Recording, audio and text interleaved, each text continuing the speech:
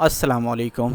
मेरा नाम आतिफ़ है और मैं आज आप लोगों के साथ एक बहुत ही इम्पॉर्टेंट इन्फॉर्मेशन लेकर आया हूं, जो कि है 9 और 10 क्लास के सिलेबस के हवाले से।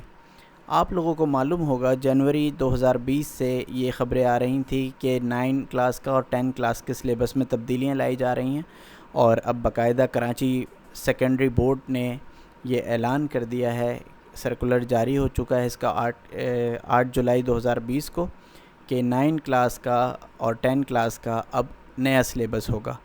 मगर एक चीज़ याद रखनी है कि इस साल यानी 2020 से 2021 का जो इम्तिहान मैट्रिक क्लास यानी 10th क्लास के स्टूडेंट देंगे वो अभी पुराने सिलेबस के मुताबिक ही तैयारी करेंगे।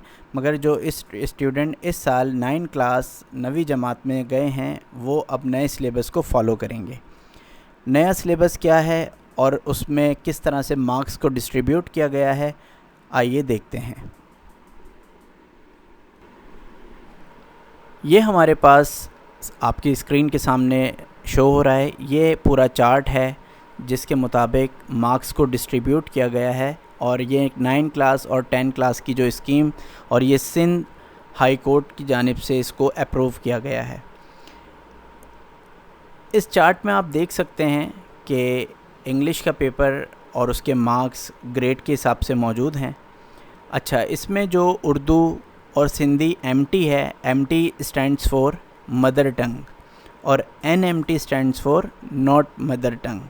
तो अगर आप लोग यहाँ कंफ्यूज हों तो इस चीज़ को देख लीजिएगा। बाकी मार्क्स आप लोगों के सामने हैं और इसको किस तरह से डिस्ट्रीब्यूट किया है और स्टूडेंट ने अब किस तरह अपनी तैयारी करनी है।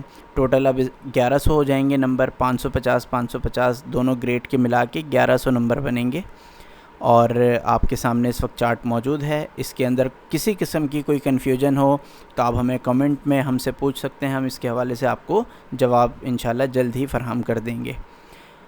अब चलते हैं कि ये तो हो गया हमारे पास मार्क्स, कि हमारे मार्क्स की डिस्ट्रीब्यूशन किस तरीके से होगी। अब ये देखना है कि जो सिलेबस में तब्दीली हुई है वो क्या है। तो चलते हैं नेक्स्ट स्लाइड पे। Next slide syllabus of mathematics यानी मैथ्स का जो हमारा सब्जेक्ट होता है, उसके अंदर इन्होंने 9 क्लास के लिए कुछ यूनिट्स डिस्ट्रीब्यूट किए हैं और कुछ 10 क्लास के लिए डिस्ट्रीब्यूट किए हैं। यूनिट 1 से लेके unit 2, unit 3, unit 4, unit 5, unit 6 को स्किप कर दिया है और वो मैट्रिक क्लास में शिफ्ट कर दिया है। यूनिट 7, 11, 12 वो 9 क्लास में स्टूडेंट पढ़ेंगे और जो यूनिट 12 है इसको 2 हिस्सों में तकसीम किया गया है। अब आ जाएं मैट्रिक क्लास की तरफ यानी 10th क्लास की तरफ। 10th क्लास में यूनिट 6, यूनिट 8, 9, 10, 12, 13, 14 और 15 रखे गए हैं। इस तरह से स्टूडेंट्स ने अपने सिलेबस को अरेंज करके तैयारी करनी है। ये है मैथ का सिलेबस। अब आते हैं नेक्स्ट जो कि है फ़िज़िक्स। फ़िज़िक्स का सिलेबस हमारे पास क्या है, उसमें भी इन्होंने कुछ तब्दीली की है कि यूनिट 11 को शिफ्ट कर दिया है 9 क्लास में और वहाँ से यूनिट 9 को शिफ्ट कर दिया है मैट्रिक क्लास यानी ग्रेड 10 में। इसी के बाद हमारे पास नेक्स्ट है सिलेबस ऑफ केमिस्ट्री, केमिस्ट्री का सिलेबस। इसमें भी आपके सामने यूनिट नंबर 1 और यूनिट नंबर 10 ये इनको 9 क्लास में रखा गया है, बिल्कुल एक सीक्वेंस के साथ 1 2 3 4 5 6 7 8 9 10। और फिर उसके बाद मैट्रिक क्लास में यानी ग्रेड 10 में 11, 12, 13, 14, 15, 16, 17 और 18 इस तरह केमिस्ट्री की बुक 2 हिस्सों में तकसीम की जाएगी, डिवाइड किया जाएगा इन चैप्टर्स को और इसके मुताबिक तैयारी की जाएगी। अब सिलेबस बायोलॉजी का सिलेबस किस तरीके से होगा, उसमें भी आपके सामने मौजूद है चार्ट,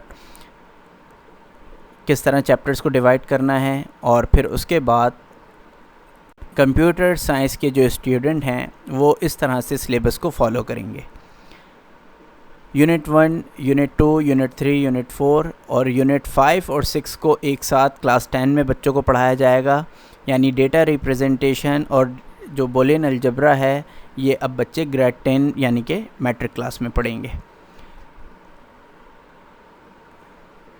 इस हवाले से किसी भी किस्म की आप लोगों को कोई कन्फ्यूजन हो या कोई सवाल आपके जहन में आए तो आप कमेंट में हमसे मालूम कर सकते हैं, हम इंशाल्लाह जल्द उसका जवाब देंगे।